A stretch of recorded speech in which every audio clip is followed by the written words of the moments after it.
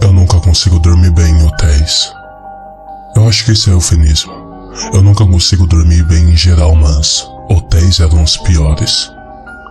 Apenas o pensamento de que o antigo ocupante dessa cama é um completo estranho era repulsivo na minha mente.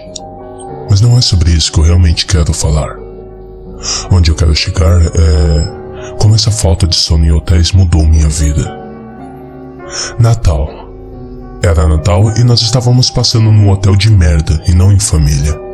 Ótimo. Não me entenda mal. Não é porque eu não tenho aproveitado o buffet do coma tudo o que puder de grãos encharcados de batatas fritas para o jantar às vésperas do Natal. É claro que a primeira nevasca da estação teve que cancelar nosso voo para a Virgínia. Agora era a véspera de Natal e eu estava tentando dormir num quarto de alvejante saturado. Minha mente estava vagando, imaginando o que aconteceu aqui para necessitar dessa quantidade excessiva de alvejante. O quarto não tinha nada fora do normal. 2 camas, uma para mim e para meu pai, e outra para minha irmã e mãe. Um banheiro e um micro-ondas manchado que parecia estar precisando de uma boa limpeza. De alguma forma, eu escapei do quarto e do fedor de alvejante para um sono sem sonho. Acordando, eu pude dizer que era cedo, de manhã, de madrugada. Meu pai estava perto de mim roncando e ele normalmente acorda por volta das 4 da manhã. E foi aí que eu percebi. Era Natal.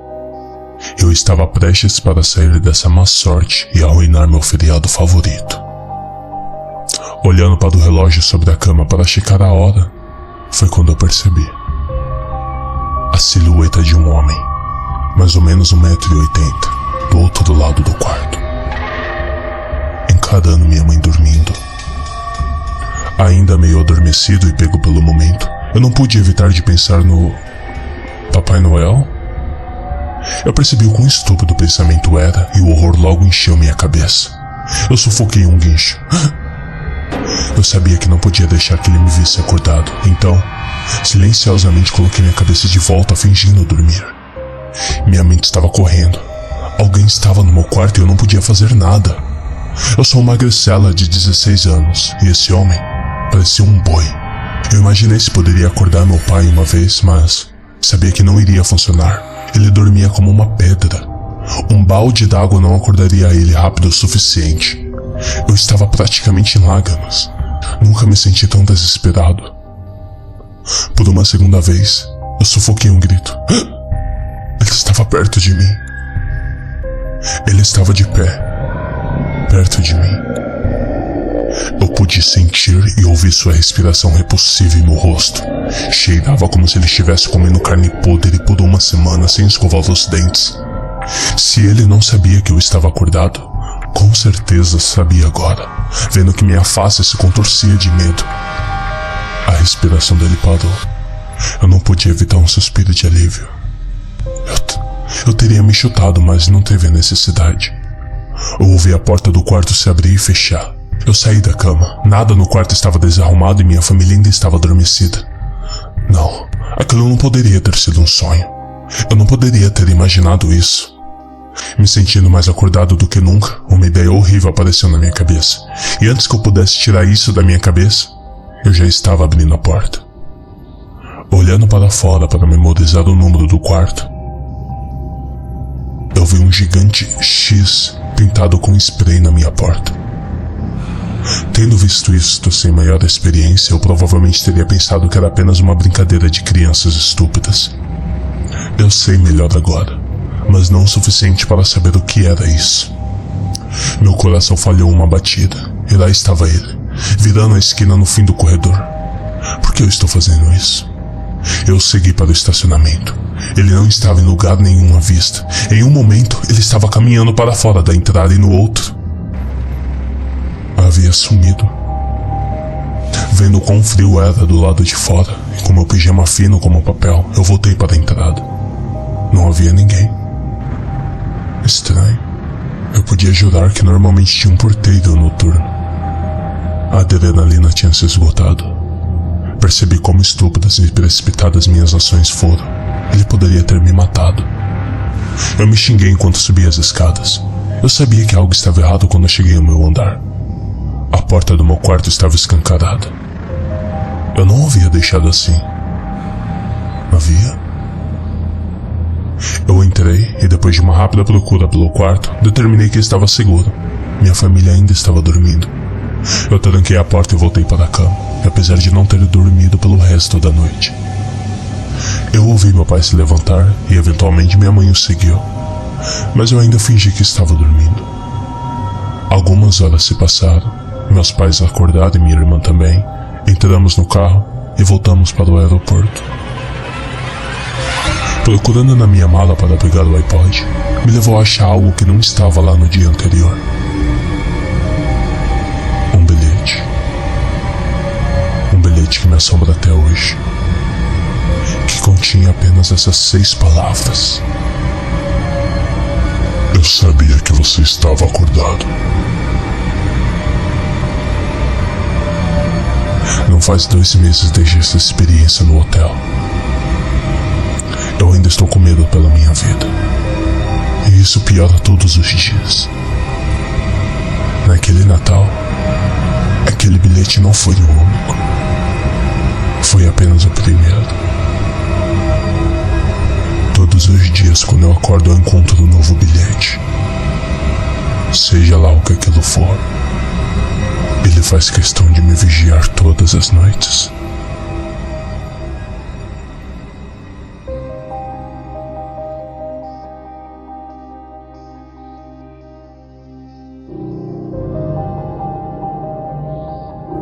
Diz uma lenda nórdica que um espírito chamado Loki regressa de tempos em tempos à Terra para pegar crianças que não se comportaram durante o ano inteiro. Ele vem disfarçado de Papai Noel. Na véspera de Natal, Aline desobedeceu a seus pais. Ela ficou acordada escondida até a meia-noite para esperar o Papai Noel. Aline estava querendo uma bicicleta de Natal, mas os presentes que estavam embaixo da árvore de Natal, nenhum deles parecia com uma bicicleta. Por isso, Aline ficou na esperança de que o Papai Noel fosse entregar seu presente. Estava quase perto da meia-noite. Aline estava animada, iria conhecer o Papai Noel e ganhar sua tão desejada bicicleta. Mas ela sabia que não tivera um comportamento bom durante todo o ano. Mas isso não importava naquele momento. Estava quase na hora, faltava pouco. Meia-noite em ponto. Aline escuta barulhos da janela da sala e se esconde. Ela observa o Papai Noel abrir a janela e entrar sem fazer ruído. Ele estava vestindo como ela sempre imaginou, iguais aos que apareciam na TV. Todo vermelho, com touca de Natal e um saco cheio de presentes, de onde Aline esperava sair em sua bicicleta. Ela só não conseguia ver o rosto do Noel. Aline estranhou que o Papai Noel passara pela árvore de Natal sem deixar nada e foi direto para a cozinha. Aline o seguiu na ponta dos dedos e o viu abrir na geladeira, comendo e bebendo tudo o que vinha pela frente como se estivesse morto de fome. Aline, na sua inocência, disse com uma cara de choro: "Cadê minha bicicleta?" O Papai Noel se vira bem devagar. Aline se assusta ao ver a verdadeira forma desse Papai Noel. Não era um velhinho de barba, mas sim uma criatura apavorante. Seu rosto era esverdeado, tinha um nariz pontudo e enorme. Os dentes eram afiados e em grandes quantidades. Os olhos eram brancos sem pupilas. E aquilo deu um sorriso diabólico, e ela começou a chorar. O Papai Noel falso chega bem perto da Aline, ficando a apenas 2 centímetros de distância do rosto congelado de pavor e medo da menina.